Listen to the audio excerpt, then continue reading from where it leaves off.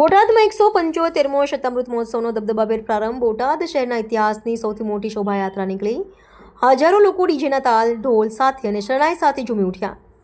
31 December સુધી દરરોજ બપોરે 3 થી 6 અને રાત્રે 8 થી 11 વાગ્યા સુધી પૂજ્ય નિત્ય સ્વરૂપદાસજી સ્વામીના મધુર કંઠે કથા વાર્તાનો અનેરો લાભ હજારો હરિભક્તો લેશે. બોટાદ શહેરના ઇતિહાસમાં સૌથી મોટું શોભાયાત્રા સાથે દબદબાપૂર્વક ચરણારવિંદ શતામૃત મહોત્સવનો શુભારંભ થયો છે. બોટાદ શહેરમાં નાગલપર દરવાજા પાસે સ્વામિનારાયણ મંદિરનો 175મો શતામૃત મહોત્સવને લઈને બોટાદ શહેરમાં ગઢડા રોડ ઉપર 175મો શતામૃત મહોત્સવનો ભવ્ય પ્રારંભ થયો છે. સ્વામિનારાયણ મંદિરમાં સદગુરુ ગોપાળાનંદ સ્વામી હવેલી તેમજ ચરણારવિંદની સુવર્ણછત્રીનું પરમ પૂજ્ય સદગુરુ નિત્ય સ્વરૂપદાસજી સ્વામી તેમજ સ્વામિનારાયણ સંપ્રદાયના વરિષ્ઠ સંતોના વ્રદસ્તે ભવ્ય ઉદ્ઘાટન થયું. તે ઐતિહાસિક પળના સાક્ષી બનવા હજારોની સંખ્યામાં હરિભક્તોની જનમેદની ઉમટી પડી હતી. ઉત્સવના પ્રારંભમાં જ વિશાળ સભામંડપ ભરચક થઈ ગયો હતો. તમામના હૃદયમાં અતિશય હર્ષોલ્લાસનો દિવ્ય અનુભવ થયો હતો. પૂજ્ય નિત્ય સ્વરૂપદાસજી સ્વામીએ આ મહોત્સવ અંતર્ગત પોતાની અનોખી ભાવવાહી શૈલીમાં સત્સંગી જીવન કથાનો શુભારંભ કર્યો છે.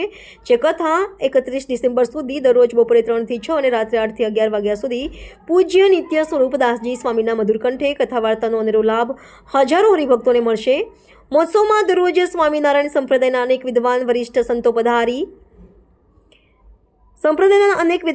સંતો પધારી હજારો હરિભક્તોને રૂડા આશીર્વાદ પાઠવશે. સાથે સાથે આ મહોત્સવમાં વડતાલ ગાદીના આચાર્ય મહારાજ પૂજ્ય રાકેશ પ્રસાદજી મહારાજ પણ ખાસ મહોત્સવમાં પધારશે.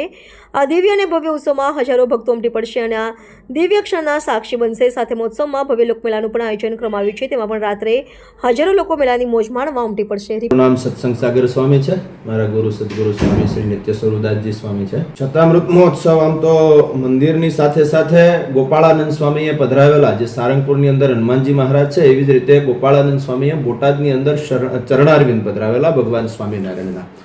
એના 175 વર્ષ પૂરા થાય છે અને એમનો ઉત્સવ 25 તારીખથી રાબેતા મુજબ શરૂ થાય છે. 25 તારીખે સવારે 8 વાગે મુખ્ય મંદિરથી પોથયાત્રા છે અને મહોત્સવ સ્થળ સુધી જશે અને બપોર પછીથી કાર્યક્રમ શરૂ થશે. 31 તારીખ સુધી કાર્યક્રમ રહેશે. એમાં બપોર પછી અને રાત્રે કાર્યક્રમ છે. બપોર પછીના કાર્યક્રમની અંદર સત્સંગી જીવનની કથા, રાત્રે ઘર સભા છે. સવારની અંદર મંદિરની અંદર જ મહાપૂજા, વિશેષ પૂજન, યજ્ઞ આદિકનું આયોજન કરવામાં આવેલું છે. સાથે સાથે આ મહોત્સવ લગભગ 200 વીઘા ઉપરાંત વિસ્તારની અંદર ફેલાયેલો છે. કચ્છની રણની અંદર ટેન્ટ સિટી બોટાદ જિલ્લાની અંદર સૌ પ્રથમવાર 700 થી 800 ટેન્ટ એટેચ ટોયલેટ બાથરૂમની સાથે ઊભા કરવામાં આવેલા છે. લાખો લોકો આ મહોત્સવનો લાભ લેવા માટે દેશ વિદેશથી આવવાના છે.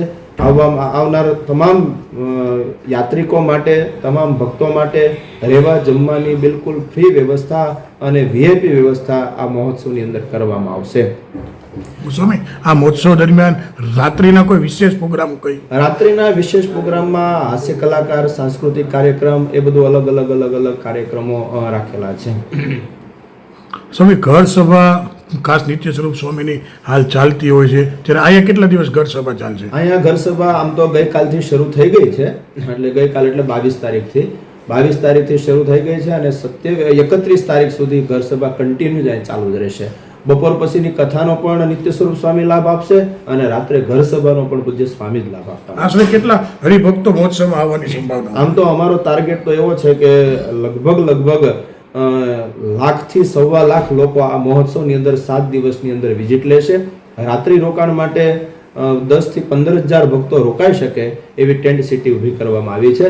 એ સિવાય પ્લસમાં સારંગપુર, ગઢડા અને બોટાદ મંદિરની અંદર પણ ઉતારાની વ્યવસ્થા રૂમોમાં કરવામાં આવેલી છે. સારંગપુરના હનુમાનજી દાદા, કષ્ટભંજન દેવના કોઠારી સ્વામી, પૂજ્ય હરિપ્રકાશ સ્વામી અને વિવેક સ્વામી, એમણે પણ 1000 રૂમ ત્યાંથી આપણને આપેલી છે કે તમારા યાત્રિકો મહોત્સવમાં લાભ લેવા માટે આવે એની માટે અમારે યાત્રિક ભવન ખુલ્લું છે. રિપોર્ટર વિપુલ લુહાર, બોટાદ.